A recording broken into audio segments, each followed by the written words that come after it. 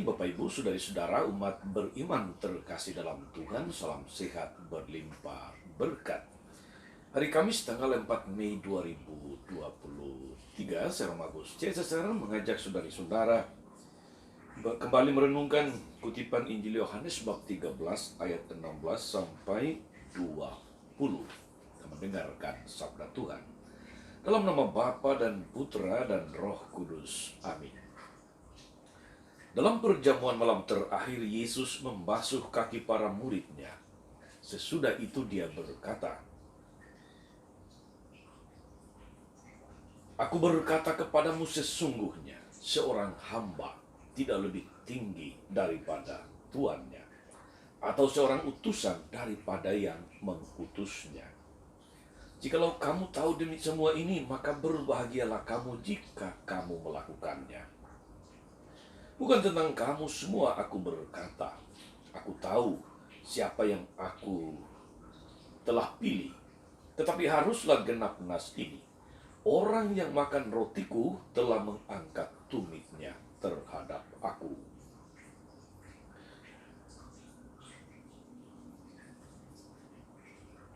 Aku mengatakannya kepadamu sekarang sebelum hal itu terjadi, supaya jika hal itu terjadi kamu percaya bahwa akulah dia. Aku berkata kepadamu sesungguhnya, barang siapa menerima orang yang kuutus, dia menerima aku. Dan barang siapa menerima aku, dia menerima dia yang mengutus aku.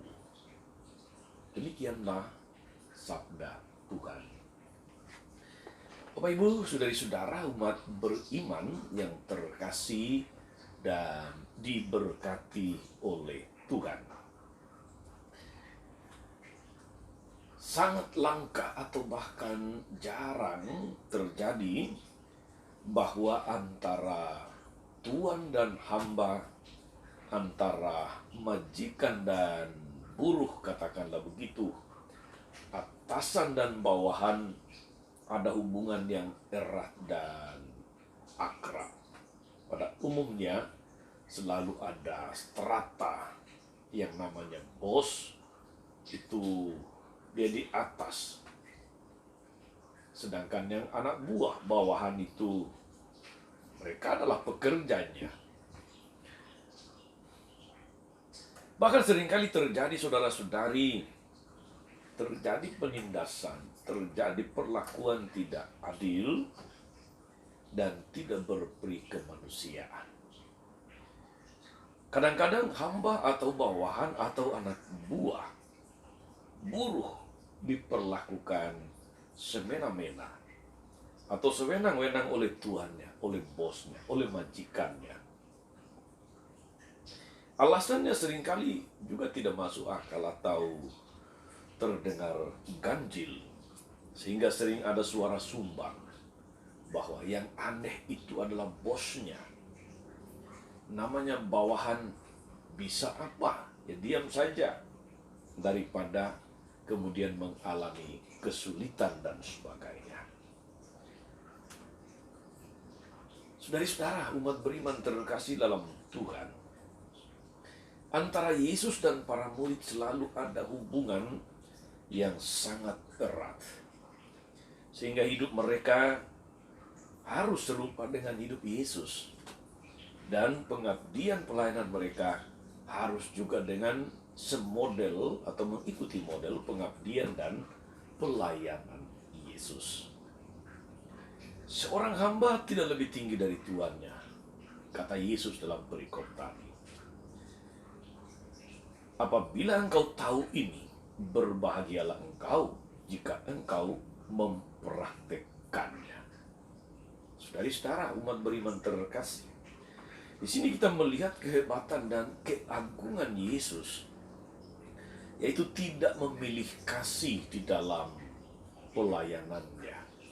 Dia tidak membedakan antara murid-murid yang setia dan yang tidak setia, murid-murid yang mengasihi atau yang bahkan berkhianat kepadanya.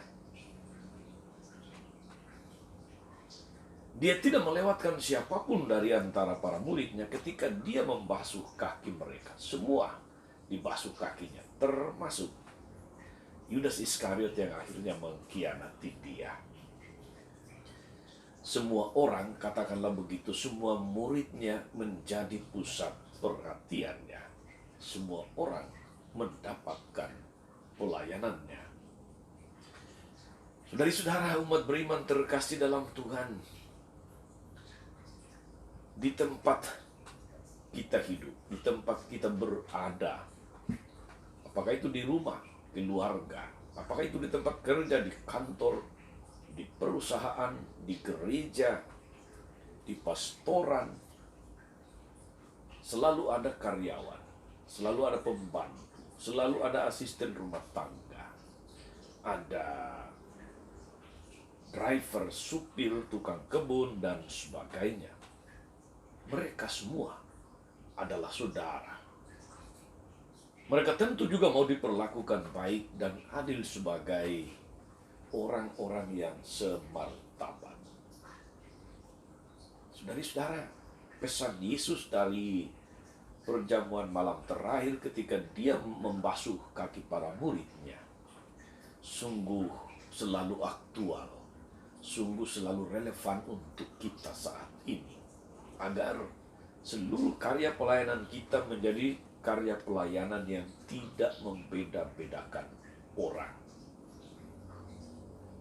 Agar karya pelayanan kita senantiasa menyentuh semua tanpa pilih kasih dan sebagainya. Dalam perjamuan malam terakhir, Yesus yang adalah guru dan Tuhan sudah melakukan hal itu, maka kita sebagai pengikutnya juga harus mau melakukan hal yang sama. Kita harus berani merendahkan diri dan melayani satu sama lain, mau mengingkari diri, mau mengosongkan diri demi kepentingan sesama. Jadi kalau pertama itu kita harus melayani semua, yang kedua kita harus melayani dengan penuh pengabdian, dengan penuh kerendahan hati, dengan spiritualitas pengosongan diri. Ciri utama kepemimpinan Kristiani, saudara-saudari, adalah pelayanan yang tulus penuh kasih. Dan itu sudah diteladankan Yesus. Semoga kita setia melayani gereja, kita setia di dalam persekutuan umat Allah. Karena dengan demikianlah kita telah melayani Allah yang kita abdi, yang kita sembah. Lebih dari itu, kita juga dipanggil untuk saling mendukung dalam karya perutusan.